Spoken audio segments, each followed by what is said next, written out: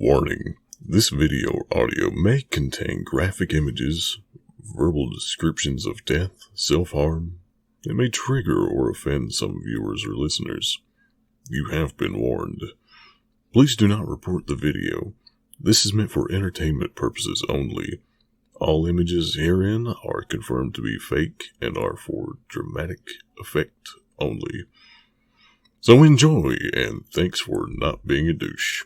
Love, Seb.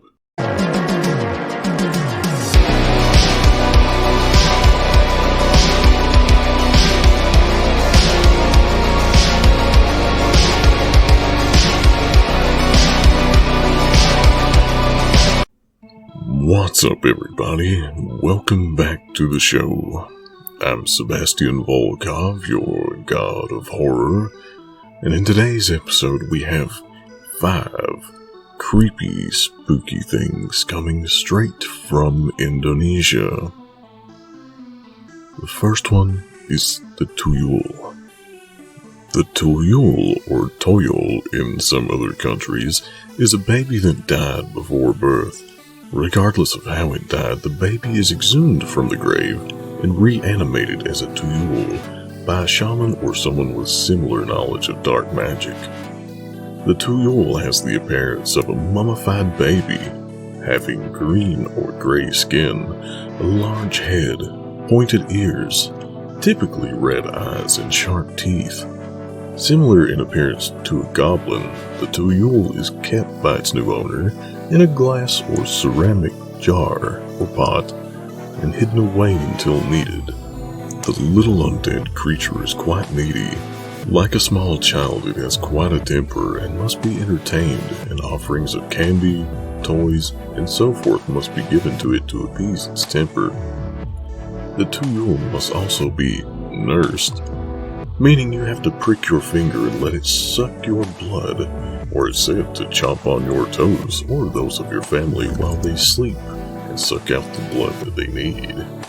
The question is, why would you want to have such a creature in the first place?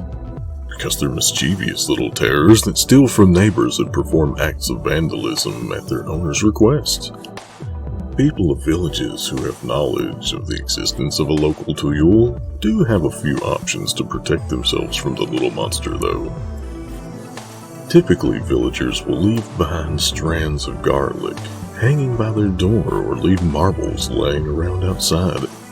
Doing so is believed to distract the little bugger, as it will be distracted playing with the objects, forget what it was doing, and leave. To protect your money, on the other hand, it is believed that you must either place your cash on top of a pile of needles or under a mirror, as it's thought that the tuyul is afraid of being stuck by needles and is terrified of its own reflection. It's said that once you own a tuyul, you're not just stuck with it for life, but your descendants are also condemned to the tiny little monster, although some believe you can rid yourself of it by either burying it and appeasing the spirit, or while sealed in its jar, throwing it into the sea. Number 2. The Suster Ngsat, believed to inhabit various hospitals, one particularly that I'll not name.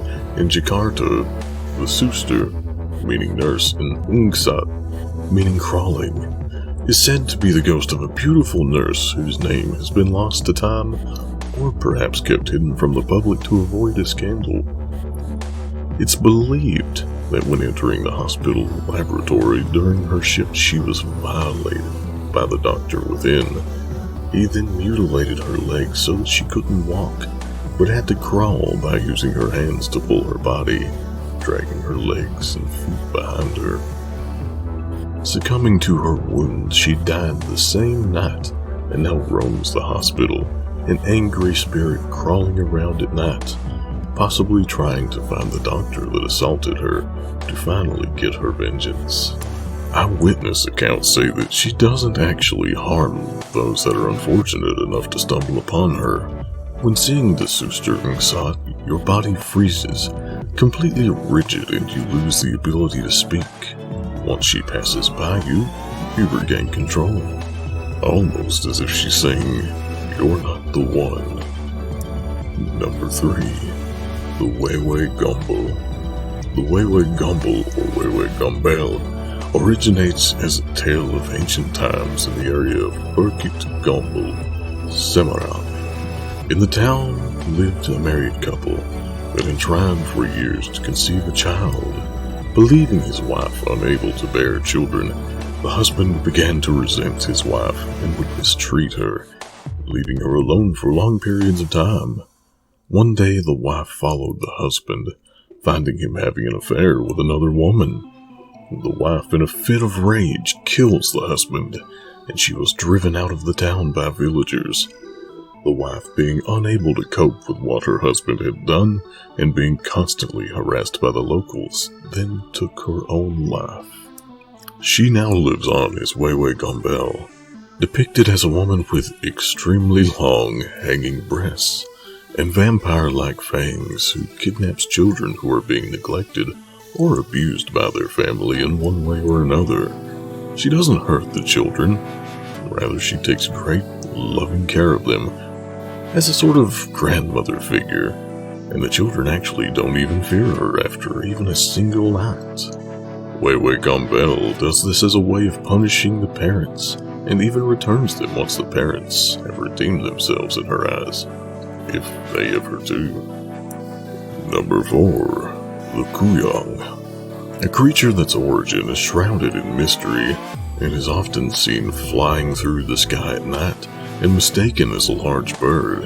In actuality, the Kuyang appears as the head of a woman with long flowing black hair, with only her internal organs attached below the neck, no actual fleshy body. She prowls at night in search of, depending on the story, either pregnant women or women who have recently given birth, seeking either to drink the blood and devour the afterbirth of the pregnancy, or to devour the baby itself as a type of black magic ritual to gain eternal life.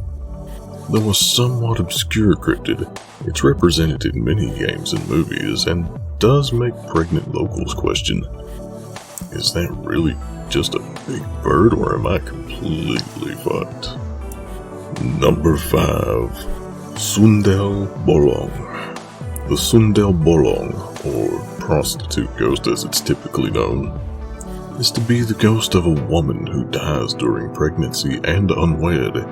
She gives birth to the baby through her back, inside of her grave, ending in the death of the baby. She comes back as a mournful spirit haunting the streets, looking for the, unbeknownst to her, deceased baby. She typically is seen wearing a long, white, tattered and bloody gown, concealing the maggot-infested gaping hole in her back, with her long hair. Another legend is that she was assaulted by multiple men, becoming pregnant in the process, and then being murdered by the men by stabbing her in the back repeatedly, resulting in the giant gaping hole in her back.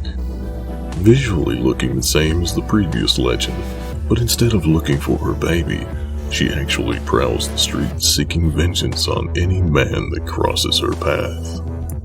And thanks for listening. This has been 5 spooky legends from Indonesia. Look forward to our next country next week. Check out our other horror stories by country, including games, in the playlist. See you next time.